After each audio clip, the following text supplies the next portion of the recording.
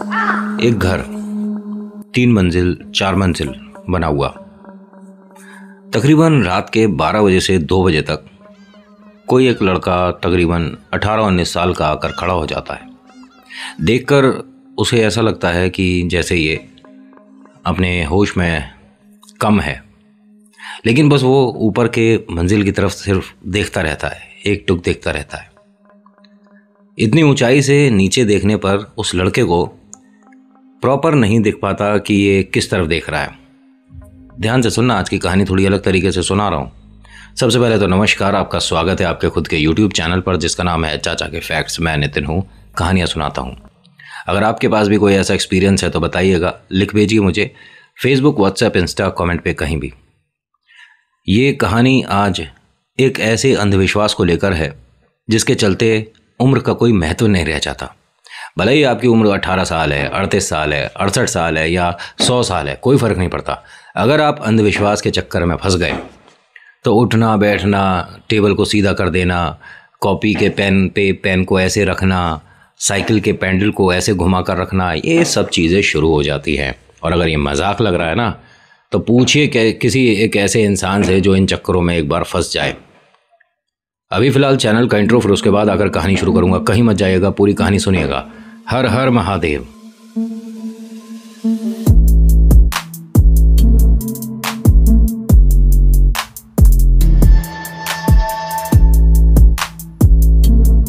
आज की कहानी प्रदीप की है और अगर पसंद आती है तो लाइक करिएगा, शेयर करिएगा, कमेंट करिएगा, लिखिएगा जय श्री राम, आपका नाम, आपकी जगह और कहाँ से वीडियो देख रहे हो मुझे बता दिया करो, ठीक है।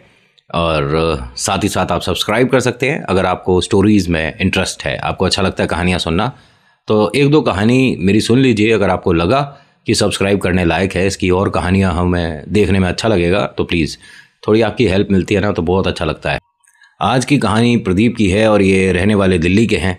अच्छी खासी सोसाइटी में एक अच्छा खासा घर, 4 मंजिल इमारत और ठीक ठाक पैसा। ये जॉइंट फैमिली है और इनकी फैमिली में एक महिला है जो तकरीबन 9 साल से इनके यहाँ काम करती है। हाउसमेट जो हैं, मतलब पूरे दिन खाना और घर की साफ़ सफाई सभी कुछ उनके अंडर में आता है। सभी से वो पूछ चुकी हैं और इतने साल का एक्सपीरियंस है तो अब ज़रूरत नहीं होती कभी कभी उन्हें लोगों से पूछने की कि आज घर में क्या बनाया जाए। उन्हें सभी का अधिकतर मालूम है और जो दीदी बनाती हैं वो सभी को पसंद आता है, अच्छा है। दीदी का एक काम और है कि भैया पढ़ाई जब हो रही हो बच्चों की तो मतलब बचपन से इन बच्चों को देखा है उन्होंने। 9 साल काफ़ी लंबा समय हो जाता है, बच्चों को बड़े होते देखा है इन्होंने। तो बच्चों को देर रात जब पढ़ाई कर रही हों तो कभी नूडल्स बना दिए, कभी कॉफ़ी बना दी, कभी दूध गर्म कर दिया, तो ये सब चलता रहता है। इनके घर में ये जो प्रदीप भाई हैं, ये जिस ऑफिस में लगे हैं, ठीक है, वैसे मैंने बताया कि पैसे वाले हैं, ज्वाइन अपना बिजनेस कर सकते हैं, लेकिन इनका ये मानना है कि मैं अपने व्यापार में नहीं इंटरेस्ट दिखा सकता। मुझे शुरुआत से नहीं, तो मुझे अभी मार्केट में जॉब करना है, फिर उसके बाद मुझे विदेश निकलना है, अपनी इस पढ़ाई से कुछ कर दिखाना है। मतलब अच्छी बात है, होना भी चाहिए। तो ये अपनी जो भी पढ़ाई है 4th फ्लोर पर जाकर करते थे। कोई प्रोजेक्ट मिल गया, असाइनमेंट मिल गया तो उसे भी वहीं पर जाकर करते थे। जहाँ जॉब लगी है तकरीबन इन्हें यहाँ पर 1.5 साल हो चुका है, तो कंपनी की कुछ जिम्मेदारियाँ इनके नाजुक कंधों पर भी आ गई हैं। 2 दिन 3 दिन बाद इन्हें कहीं मीटिंग के लिए जाना था, तो उसके बारे में थोड़ी सी पढ़ाई ज़्यादा कर रहे थे। अभी ये बैचलर हैं। इनके जो 2 बड़े भाई और एक बड़ी बहना है वो बहुत प्यार करते हैं, सपोर्ट करते हैं, कभी कोई ज़रूरत है तो इसके लिए हमेशा खड़े हैं। होता क्या है कि एक बार दीदी ने चाय बनाई तो ये अपने लैपटॉप वगैरह को लेकर 4th फ्लोर पर जा रहा था। दीदी ने देखा कि अरे भैया, अगर आप जा रहे हो ऊपर तो चाय ले जाओ। उसने कहा हाँ, वैसे मुझे देर रात काम करना है, तो एक वो आता है ना थर्मस जिसके अंदर चाय गर्म रहती है, आप इसके अंदर करके मुझे दे दीजिए। तो इसने कहा कि अरे भैया, आप जब बोल दोगे मैं दोबारा चाय बना दूंगी, इसमें इसका टेस्ट ख़राब हो जाता है। उसने कहा नहीं नहीं, मैं आपको दोबारा क्या डिस्टर्ब करूँगा, अभी रात के वैसे ही 11 सवा 11 बज रहे हैं, आप एक काम करो, सभी की तो चाय बना रहे हो, मेरी थर्मस में थोड़ी ज़्यादा बना दो। उसने ऐसे ही करा और फिर उसने जब भैया जा रहे थे अपने 4th फ्लोर के लिए तो दोबारा पूछा, अगर आपको चाय, कॉफ़ी या कुछ नूडल्स वगैरह चाहिए होंगे तो आप जगा देना, मैं यहीं रसोई के बाहर ही हूँ और मैं बना दूँगी। और ये बहुत, मतलब जिसे कहूँ ना, एक ऐसी आदर सम्मान के साथ इस घर में रह रही हैं कि इस घर की सदस्य ही हैं। ये अपने फ्लोर पर ऊपर आया तो इसने सोचा कि काम शुरू करने से पहले टेरेस पर घूमते घूमते चाय पी ली जाए। ये चाय पीते पीते जैसे ही घर की ग्रिल पर आया तो नीचे देखता क्या है कि एक लड़का तकरीबन 18-19 साल का इनके घर की तरफ लगातार देख रहा था। घर के बाहर 3 गाड़ियां खड़ी हैं इनकी। इसे ऐसा लगा कि भाई ऐसा ना हो कि ये गाड़ी में चाबी लगाकर भाग जाए, समझ गए ना। तो उसे लगातार देख रहा था और वो इसने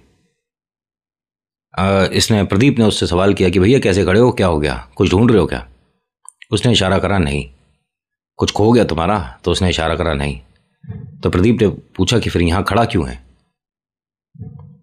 उसने न जाने क्या बोला, क्या इशारा करा और फिर उसके बाद इनके घर में नीचे की तरफ देखने लग गया। प्रदीप को ये बात थोड़ी अटपटी लग रही है। उसने नीचे भैया को फ़ोन करा। भैया ने पूछा कि हाँ प्रदीप बता, सब कुछ ठीक है। कह रहा भैया आप अभी घर पर ही हो ना, ऑफिस से आ चुके हो। उसने कहा हाँ घर पे हूँ, टीवी देख रहा हूँ, बता क्या बात हो गई, सब कुछ ठीक है। उसने कहा घर के बाहर एक लड़का खड़ा है और लगातार घर में नीचे की तरफ देख रहा है। तो भैया ने कहा होल्ड कर, मैं देख के आता हूँ। जब तक ये भैया आते तब तक प्रदीप ने देखा उसे जाते हुए। ऐसा नहीं कि वो भैया को नहीं दिख रहा, इसे दिख रहा है, ऐसा कुछ नहीं। जब तक भैया बाहर आए वो लड़का जल्दी जल्दी से चलता हुआ मोड़ को पार कर गया। भैया ने फ़ोन अपने कान पर लगा रखा है और बाकी लोग भी घर के बाहर आ गए, क्या बात हो गई एकदम से। भैया ने फिर फ्लोर पे सबसे ऊपर देखा प्रदीप को, वो खड़ा था। क्या हुआ था, तो उसने प्रदीप ने बताया कि कोई लड़का खड़ा था और मतलब ऐसे ही 5-1 मिनट हो गए, देखता जा रहा है घर की तरफ। मैंने उससे पूछा कुछ ढूंढ रहा है क्या, फिर मेरी तरफ देखने लगा, ना कुछ बोले ना कुछ। कौन था, इस कॉलोनी का तो नहीं, हमारी सोसाइटी का तो नहीं लग रहा। इनके यहाँ हर दूसरे खंबे पर कैमरे लग रहे हैं, इनके घर पर भी कैमरा है। तो पापा ने कहा कि ऐसा ठीक नहीं है, या तो गार्ड को बुलाओ, जो हमारी सोसाइटी का गार्ड है उसे बुलवाओ, और कौन है लड़का पता लगाओ कि भाई हमारे तरफ से हटा है, क्या पता किसी और घर पर जाकर ताला चाबी बाइक किसी की गायब कर दे, समझ रहे हो, कोई भी हो सकता है। इन्होंने फ़ोन कर दिया सिक्योरिटी वाले को। प्रदीप के हाथ में चाय का गिलास है और फ़ोन है, वो सबको नीचे देख रहा है क्या बात चल रही है क्या नहीं चल रही है। प्रदीप का ये कहना है कि वो पहला और आखिरी मेरा एक्सपीरियंस है नितिन भाई, उसके बाद से मुझे वो दोबारा तो कभी नहीं दिखा, लेकिन डर किसे कहते हैं मुझे पता चल गया। उसके भैया ने फ़ोन करा सिक्योरिटी वाले को, तो सिक्योरिटी वाले भाई साहब भी आ गए वहाँ पर, आसपास की कॉलोनी के लोग भी आ गए। क्या बात हुई है भैया, क्या बात हो गया। प्रदीप ने ऊपर से ही बताया कि ऐसे ऐसे हुआ था जो मैंने भैया को बताया है। अब सब लोग सिक्योरिटी वाले से कह रहे हैं कि इस तरह से कोई भी आ जाएगा तो क्या आप एंट्री करते हो। उसने कहा सभी की करते हैं, लेकिन अभी फ़िलहाल 12 बजे के बाद हम सभी गेट को जो हैं बंद कर देते हैं, तब एंट्री प्रॉपर हो पाती है। अभी फ़िलहाल भैया 4 गेट हैं, लड़का पैदल है, कोई व्हीकल भी नहीं है उस पर, बाइक स्कूटर गाड़ी भी नहीं है। अब कहाँ से कैसे आया, कहाँ निकल गया, ऐसे क्या पता लगाएंगे। बाकी हाँ सुबह हम कैमरे पर देख के बताएंगे ज़रूर। तो सब ने कहा कि रात भी हो रही है, बेचारा थका हुआ सा भी है सिक्योरिटी वाला, और इसको और ज़्यादा परेशान नहीं करते, चलो आप सो जाओ, लेकिन कल सुबह देख लेना। उसने कहा नहीं मैं सोऊंगा तो नहीं, लेकिन जो कंप्यूटर को चलाना अच्छे से जानता है वो लड़का सुबह आता है, वरना तो मालिक मैं तो रात भर जागा हूँ और मेरी तो ड्यूटी यही है। तो उन्होंने कहा अच्छा ठीक है। अब वो थोड़े से वृद्ध थे तो उन्हें ज़्यादा जोर भी नहीं दिया कि आप कंप्यूटर पे अभी चेक करो, क्योंकि उसने सीधा सीधा बता दिया मुझे कंप्यूटर इतना नहीं आता। अब प्रदीप ऊपर से कह रहा था कि भैया एक काम करिए, फिर जाने दीजिए, सब कुछ ठीक है। जो प्रदीप की भाभी हैं, मतलब जो भैया बड़े वाले बाहर आए हुए हैं, उन्होंने प्रदीप को देखते हुए अपने हस्बैंड से कहा कि इसका फ्रेंड भी क्या आज इसके साथ यहाँ स्टे कर रहा है क्या, उसका भी कोई प्रोजेक्ट है। भैया ने कहा कि नहीं इसका कोई फ्रेंड तो इसके साथ नहीं है। तो उन्होंने कहा छत पे है। भैया ने जब देखा तो छत पर प्रदीप के साथ कोई और भी खड़ा था जो प्रदीप को लगातार देख रहा था।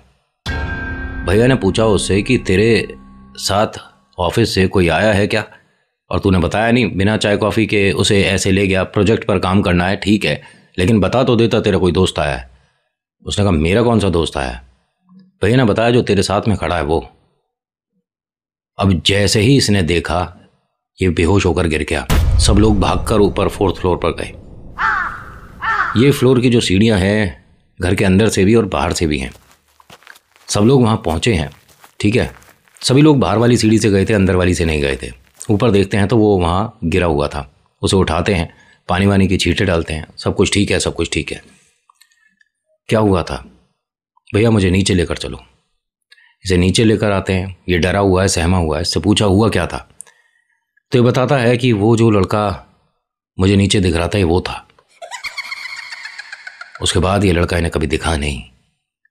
इन्होंने मुझे जो कहानी भेजी तो कहते हैं कि नितिन, हमारे साथ कोई ईश्वर का ऐसा चमत्कार तो नहीं, लेकिन कहूँगा कि उनकी कृपा ज़रूर रही। और वो आज भी मैं सोचकर डर जाता हूँ।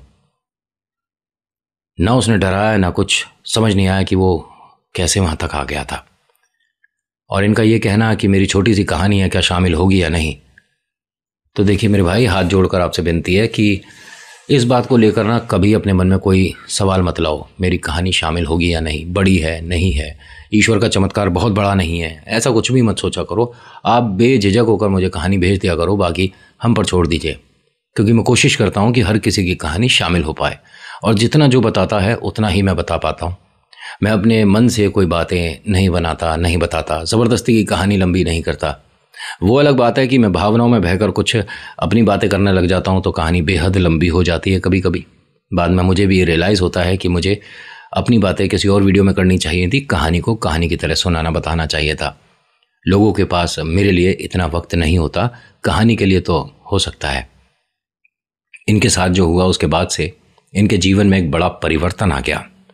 इन्होंने किसी गुरुजी को ये बात बताई, उन्होंने इसके हाथ में एक कलावा बांधा, हनुमान जी का एक रक्षा कवच होता है वो दिया, ठीक है। और उसके बाद से कहते हैं कि पूरे साल में एक बार कहीं भी जहां आपको मौका मिले हनुमान जी के आगे माथा टेक देना, पूरे साल में सिर्फ एक बार। और ऐसा नहीं कहा इन्होंने कि आपको मेहंदीपुर बालाजी जाना है या आपको किसी विशेष स्थान जाना है। इससे आपको एक बात तो पता चल गई होगी कि हनुमान जी जहां भी मिलेंगे, जब भी मिलेंगे, उतनी ही पावर होती है, उतनी ही ताकत होती है हमेशा हर मूर्ति में। और वो साक्षात हैं। और पृथ्वी पर आप लोगों को भी पता होगा कि हनुमान जी एग्जिस्ट करते हैं असलियत में। तो जो आपके आसपास है ईश्वर, हनुमान जी, अगर आप उन्हें याद करेंगे तो क्यों नहीं मदद करेंगे। तो बोलो जय श्री राम, जय हनुमान। आज की वीडियो में इतना ही। आज की वीडियो कैसी लगी बताना ज़रूर, अच्छी लगी तो लाइक करिए, शेयर करिए, कमेंट में लिखिएगा जय श्री राम, आपका नाम आपकी जगह। So thank you so much for watching. मेरा नाम नितिन है। मुलाकात करूंगा आपसे एक अगली वीडियो में। हर हर महादेव, जय भोलेनाथ। धन्यवाद। एक मिनट, आपके पास कोई बैठा है क्या? चेक कर लीजिए।